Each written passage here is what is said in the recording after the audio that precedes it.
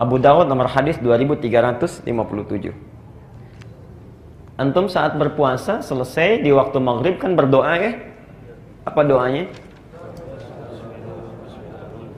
Ya? Dhahaba dhama'u, kemudian wabtallatil araqu wa thabatal ajru. Ini ada di sini sumbernya. Di hadis yang Anda bacakan, doa yang barusan Anda bacakan itu sahih ya, ala syartis syahihain ya. Jadi sudah sesuai dengan syarat Al-Bukhari dan Muslim, walaupun tercantum di Abu Daud, tapi syaratnya sesuai dengan syarat Al-Bukhari dan Muslim. Itu di Abu Daud nomor hadis 2357. Saya tuliskan doanya ya, dari Ibnu Umar. Karena Rasulullah sallallahu alaihi wasallam idza aftara, adalah kebiasaan, perhatikan, adalah kebiasaan. Ya, cara menerjemahkannya. Jadi Nabi terbiasa. Kalau Anda ingin baca doa yang lain banyak terbentang, tapi kebiasaan Nabi yang ini. Ya. Karena Rasulullah SAW adalah kebiasaan Rasulullah SAW idza aftara, bila beliau akan buka, ya, beliau berdoa, dhahabadh dhama'u, saat beliau buka, beliau berdoa, dhahabadh dhama'u. Kemudian wabtallatil uruq, wabtallatil uruq.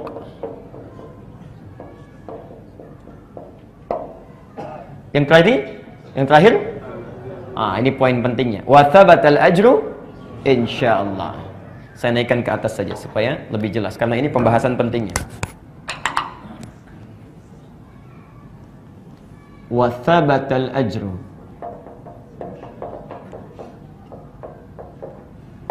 Mohon bersabar sebentar ya, ini sesuatu yang sering terlupakan.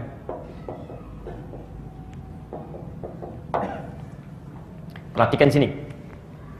Dhahabadh dhama, umumnya diterjemahkan telah hilang rasa haus itu. Wabtallatil araq, dan basah tenggorokan. Wa thabatal ajru, dan tetap sekarang pahala dari Allah, ketetapannya. Insyaallah, bila Allah berkehendak dengan seluruhnya, dengan izin Allah maksudnya. Ya. Perhatikan. Pertama pertanyaan saya, sebelum kita bahas hadisnya, dibaca sebelum buka atau setelah buka? Yang setelah buka angkat tangan. Yang sebelum buka angkat tangan. Yang nggak buka juga angkat tangan. Banyak tidak jelas ini. Baik. Sebetulnya mau sebelum buka, mau setelah buka itu baik-baik saja, nggak ada masalah. Bismillah, kita minum air, lalu baca dhahabadh dhama, itu silahkan. Tapi kalau melihat siyak hadisnya, ya, siyak itu tanda-tanda dari katanya, kata-kata hadisnya, nampaknya lebih menunjuk kepada sebelum kita minum, ya, bukan setelah kita minum. Walaupun setelah kita minum pun silahkan. Biasanya yang setelah minum itu menerjemahkannya begini, dhahabadh dhama, telah hilang haus. Kalau telah hilang haus kan minum dulu, ya kan? Minum dulu baru hilang hausnya. Itu kalau dibaca dengan terjemahan biasa. Tapi kalau dibaca dengan terjemahan ilmu balaghah akan lain maknanya. Lihat sini ya. Anda kalau belajar bahasa Arab enak, ada 4 cabang ilmu ya. Nanti setelah ini kalau ditanya saya jawab. Kalau enggak tidak. Lihat sini. Lihat hadisnya dulu ya. Karena Rasulullah sallallahu alaihi wasallam idza aftara. Ini yang jarang dibaca awalnya. Idza aftara. Apabila beliau berbuka. Di dalam rumus bahasa Arab kalau ada kata idza bersambung dengan past tense bentuknya, itu maknanya present, akan. Maknanya akan. Contoh, idza jaa nasrullah, apabila akan tiba pertolongan Allah. Diterjemahkan telah datang pertolongan Allah. Saat itu datang belum? Belum, karena yang dimaksud adalah Fathu Makkah. Saat itu belum terjadi. Maksudnya akan datang, tapi pasti.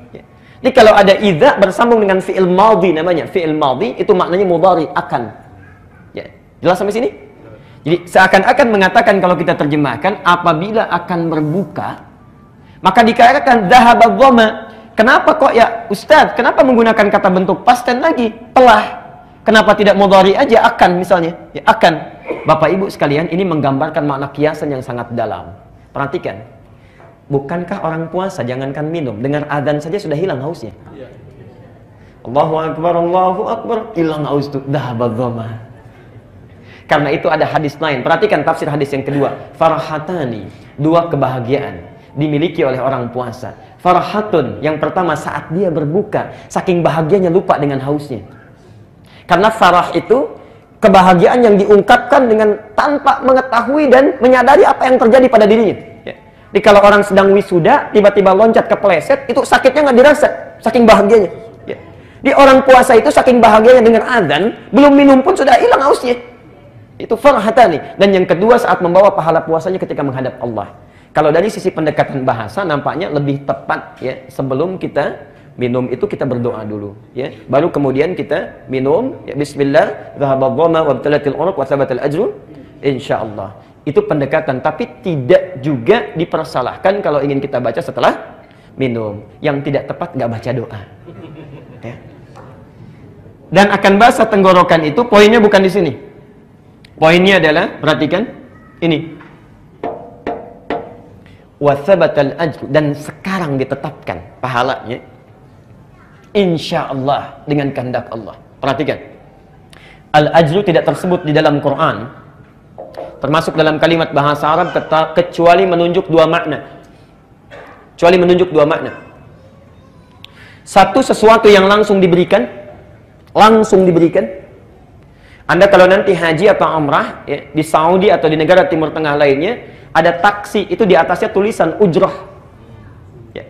Kalau Anda selesai mesti bayar, bayar kontan, ya. Ujrah dari kata ajrun, ya.